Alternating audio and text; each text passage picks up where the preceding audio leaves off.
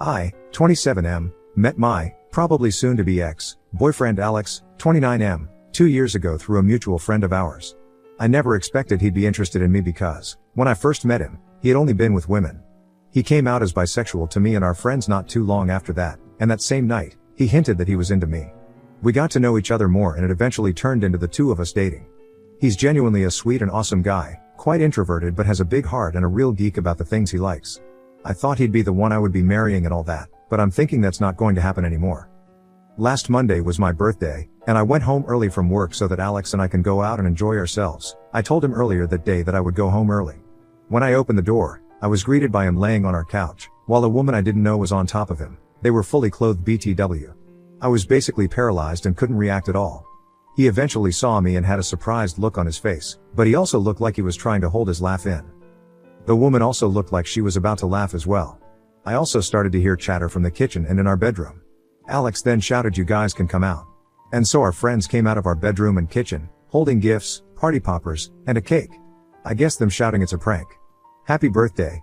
While turning the party poppers on snapped me back to reality because after they said that, I just quietly turned around and left. I didn't see their reactions when I did that, but I could hear them saying "oh shit" and "wait." And some other things I can't remember. When I heard them try to follow me, I hastened my pace until I reached my car and drove away. While driving, my phone started to get bombarded by texts, calls, and messages from my boyfriend and our friends. When it got too distracting, I just turned off my phone and went to a hotel that's far enough from my place. By the time I got to my hotel room, I just started sobbing on the floor. I think I blacked out from crying because when I woke up, it was already sunny outside. I made sure to tell my team leader first that I would be absent for a few days due to an emergency, and she was kind enough to accept my request. She probably noticed something was off with me because I was sniffling and my voice sounded weak. Right now, I plan on telling my aunt who lives near my area about what happened and asking if I could live with her for a couple of days until I sort out my mind and know what I have to do next. I'm deeply heartbroken because I've told my BF and my friends before how I felt about cheating and how it essentially ruined my family growing up in my young mind back then. My mom cheated on my dad and it broke our family, and I got cheated on by my first boyfriend, but at the same time, I can't help but feel like I overreacted and that I should have just went with it all. I still don't plan on opening my phone, so I'm using my laptop right now to type this. I don't know how to face and respond to them all after all that has happened. Maybe some time away from them will help, I hope. Update. Hi there. I'm sorry it took me a while to post an update. I've been busy and I also got back to working 2 days ago, so I don't really have that much free time on me anymore. But before I get started with the actual update, I would like to thank everyone who has given me their advices and wisdom, along with those who wished me well and a belated happy birthday. You folks really made me feel happy even after all that has happened. I never thought internet strangers could be so kind, lol. Normally, I confide with my friends whenever I had a problem, but since they somehow became part of that problem, I thought maybe going here would be a good idea, and I guess it was. Truly, thank you to all of you. Although, even if almost all of you had nothing but great advice and nice things to say, there were some who were skeptical or were even harsh, specifically in the way I just ghosted my boyfriend and everyone at that surprise party. Truth be told, I could have done something more mature as some would say, but really, in that moment, all I could think was remove myself from that situation because I wouldn't know what I would do if I fell back to my old self. Also, sorry for any typos, I wrote this all on my phone.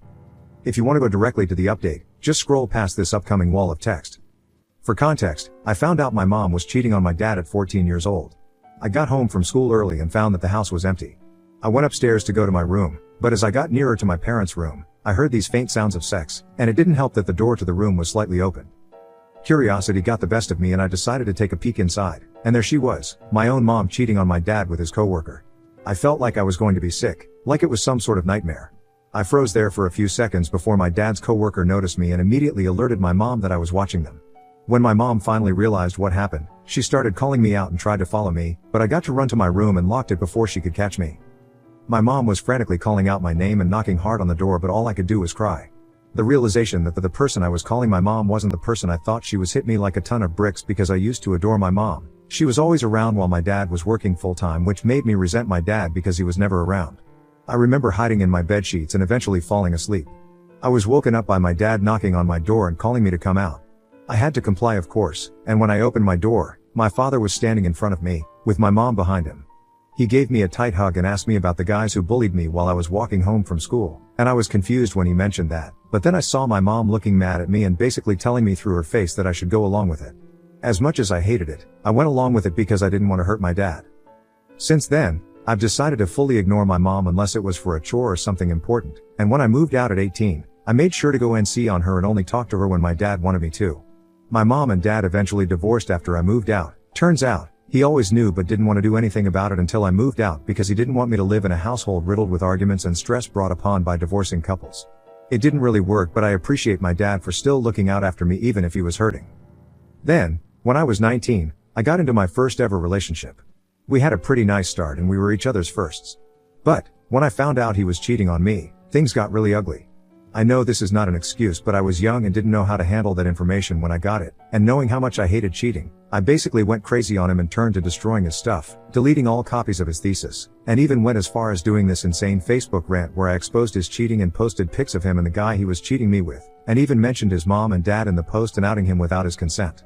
I deleted the post just 2 days after, but the damage has already been done and my ex ended up moving away and living in another area because of my post. Obviously, I am thoroughly embarrassed and ashamed of what I've done, and I still regret doing all of that. When my aunt found out about what I did, she gave me a pretty stern scolding and insisted that I had to get checked by a psychiatrist because what I did isn't normal, and it's not, and I got diagnosed with severe depression and the doctor also said I had some unresolved trauma, which confused my aunt, but after telling her what happened 6 years ago, she fully understood why and gave me a tight hug and cried after spilling everything to her. She felt bad because she wasn't able to do anything to help me before and now is extremely mad at her sister, my mom, for doing all of that to me. Ever since then, my aunt has helped me get the therapy and meds that I needed, and essentially turned into my mother figure. My ex and I don't talk much these days, but we have made amends and are on good terms now. Now that all of this stuff from my past has been finally laid out, for those wondering why I did what I did, here's the actual update. After I submitted my original post, I packed my things that night and prepared to go to my aunt's house, which wasn't that far but still a bit of a drive nonetheless. When I finally got there, she was incredibly welcoming and I thanked her for allowing me to stay in her house even just for a while. She gave me a tight hug and told me I was always welcome and that she will be there to help me when I need her to. She eventually led me to the spare bedroom that they have in their house and helped me unpack my stuff. She is honestly such an incredible woman and I love her so much. She's basically the mom I've always wanted. Once I was done unpacking, I was again confronted by the fact that I haven't opened my phone for quite some time now. I've avoided it for so long that I didn't think I could open it again, but I knew I had to. The moment my phone booted up, hundreds upon hundreds of texts, chats, and missed calls popped up on my screen. Even if I was still hesitant, I decided to open my chats and looked at our friend group's group chat first. The chats from the start were all very frantic in nature, with my friends asking about where I was or what happened. But after scrolling down a few more times, the chats turned into them apologizing that the prank happened and that it was not on the plan at all. One of my friends even blamed the girl that was on top of Alex, my BF, and thought she was untrustworthy. Finally, the chats ended up being them hoping they could contact me and wishing I was safe. I guess they knew I just read their chats because as soon as I was done back reading, my friends immediately knew I was online and asked how I was doing and where I was. They also started apologizing again for not being able to stop the prank from happening and that they didn't know that was going to happen and thought the original prank was going to be something else. At this point, I was thoroughly confused because they seemed happy enough to be there during that night, but I knew I had to apologize to them first for ghosting them and asking their side of the story first before speaking about what had happened. Essentially, they were simply planning a surprise birthday party for me with Alex in a group chat that didn't include me. Then, my BF added a few more people into the group chat, saying that they were college friends of his and he wanted them to be a part of the surprise party too since they also wanted to meet and get to know me better. As a suggestion, one of my boyfriend's college friends pitched the idea of them pranking me. The plan was my BF is going to be on the couch with a serial killer holding a bloody knife and fake stabbing my BF while the killer was on top of him and while my BF is bleeding everywhere. My BF's college friends thought it would be funny to see my reaction, although my friends were initially skeptical. They reassured them that it would be harmless fun and that once my BF and the friend who'll be acting as the killer got their desired reaction on camera, they can just tell me that it was all a prank and my friends and my BF's other college friends would come out and surprise me with their gifts and stuff. My friends eventually agreed so as long as they don't drag out the prank and immediately reveal everything once they captured my reaction on camera. The day of my birthday comes and everything they've planned seems to be going smoothly, with them waiting for me. My BF's college friends ushered everyone to hide while they set up the prank, and when it was done, they would hide too. When they finally heard my BF say they can come out, they thought the prank was a success because I looked absolutely mortified, but they knew something was up when even after the prank was revealed, I was still looking shocked and almost teary-eyed even, until I finally turned around and left. They were understandably shook and confused, thinking the serial killer prank was too much, but knowing me, I wouldn't have minded it at all since I love scary movies and an avid horror enjoyer. That was then they realized that my BF's female college friend was on top of my BF, not wearing any serial killer costume and not holding any fake bloody knife. They then saw my BF pushing his female college friend away from him and chasing after me. Some of them also tried to follow me, while some were asking what happened to the original plan. Even my BF's other college friends were wondering why their female friend wasn't in costume, but she was just silent. After a few minutes, my BF came back to our apartment looking distraught and crying. He then tells everyone that they should all go and proceeds to go to our bedroom. They wanted to ask him what happened, but he shut the door before they could. His female college friend then followed him inside, which really weirded them out, but after a while, they hear my BF shouting at her, telling her to fuck off. She then goes out the door on the verge of tears and leaves the apartment. They said everything happened so fast that they didn't know how to process all that has happened. Not too long after that though, they realized that I was missing and started calling and texting me, but I didn't respond to any of them. Eventually, I was unreachable, I turned off my phone, and decided they should just go home and wait for me to respond. My BF's college friends apologized profusely to what has happened and didn't mean for any of this to happen, but they basically just ignored them. They then followed their retelling of their side with videos that they've recoded that prove their accounts, along with an apology and wishing that I was doing well. After my friends told me what happened on their point of view, I felt really terrible and apologized again for ghosting them and telling them that everything that happened was none of their fault. I told them that I would make it up to them soon, but they reassured me that they accept my apology and are just happy that I'm alive and well. They also pitched to have a late birthday celebration with me this weekend, and my boyfriend and his friends aren't included this time. I of course happily agreed and thanked them for being such great friends and that I really couldn't thank them enough for being such an awesome bunch of people. The morning of the next day, my aunt knocks on my door and wakes me up, telling me that I have a visitor downstairs. She looked a bit mad, so I can already tell who it was. It was my boyfriend Alex, carrying this beautiful bouquet of flowers and my favorite chocolates with him. Even if he looked amazing, his face was the complete opposite because he looked like he was crying for days. I asked him how he found out about where I was and told me that once I turned on my phone again, an app on my phone that we both have notified him of my whereabouts. It's basically an app that allows you and your trusted friends to share your locations in real time as long as you have an internet connection and your locations is on. I was a bit frustrated that he actually came here to my aunt's house, but nevertheless, he was already there, so might as well just hear him out on what he had to say. He basically reiterated what my friends told me, but he added in some more details that my friends didn't know about. Apparently, his old college friends reconnected with him after he lost touch with them after they graduated. They found his Facebook account through some searching and wanted to ask him about his life after all these years. They were especially happy when he told them that he currently has a boyfriend because they secretly knew he was bisexual but didn't want to make assumptions or make him feel weird about it. Alex eventually tells them about me, and he mentions that him and our friends are planning a secret birthday surprise for me and they immediately wanted to be a part of it. After they were added to the group chat, they started suggesting ideas on how to make the surprise much more fun, until their female friend, we'll call her Anna, suggested that they do a prank to surprise me. Alex's college friends were immediately on board because they saw TikToks of it and they thought it was really funny, but my friends were obviously skeptical. Eventually, they agreed what the prank is going to be and that the prank wouldn't take too long. Anna volunteered to be the serial killer since it was her idea, and they all went and did their parts of the surprise so that everything would be ready when my birthday comes. The day of the surprise party comes, and everyone prepares for my arrival. When Anna and Alex went into their assigned positions for the prank, he wondered why she still wasn't in her costume and that her props was missing, but all she could reply was that she forgot. Alex offers to find the costume and props, but Anna insists that there's no more time and that I was going to arrive soon.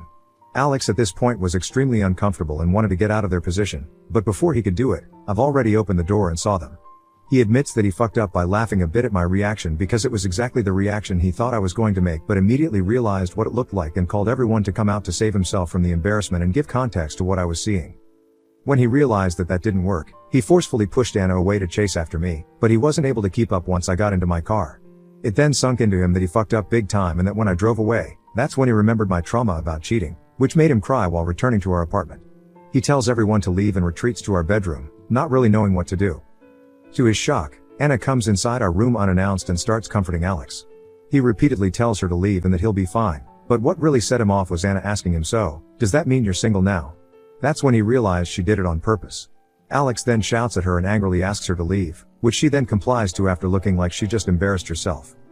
Alex is in tears at this point, and he tells me that he wishes he just didn't agree with the prank. He's cut off contact with his college friends for now, and is incredibly sorry about what happened. He then starts hugging me really tightly and says that he loves me so much and that he's scared of losing me. His words alone also made me cry because even after everything, I still love him deeply and I do believe everything he said. After a minute or two of us hugging and crying, he lets go of me and tells me that we should back together to our apartment, but that if I still need time and space, he'll gladly give it to me. I gave him a kiss and then respond to him with me asking him to help me pack my stuff. Of course, I gave my aunt the warmest of hugs and told her how much I appreciated her for helping me. She was happy things got resolved, but also jokingly threatened my boyfriend that if he did something stupid or hurtful to me again, she'll personally whisk me away to safety and away from him. My boyfriend laughed, but I think he was just hiding his nervousness. Now, I'm back in our apartment, and Alex even offered to throw away the couch that was used for the prank, but I declined since it's a pretty nice couch and everything that has happened was something no one wanted, aside Anna probably. I've already made amends with my boyfriend and we've both forgiven each other, and my friends are happy that things worked out in the end. Alex is probably now invited to the weekend party, but I've yet to ask them. Don't worry, I'm also going to get in touch with my therapist soon and book new appointments with her per the suggestion of my aunt. This has all taken a toll on me, but I'm glad to have the support of my BF, my friends, and everyone who has read my post and shared their support to me. Also, I realize that this update is probably not what most of you wanted to happen, and as much as I was close to just giving it all up, I never had a reason to in the end, and I'm glad I got to hear their sides out before making any huge decisions that I might end up regret later. And I do trust my BF and my friends since they all sounded sincere and they did have proofs to back them up. I think this is going to be my last update since everything seems to have been resolved at this point, but I'll try to make an update if ever something happens, but I hope that's not going to be the case. Once again, thank you everyone less than 3.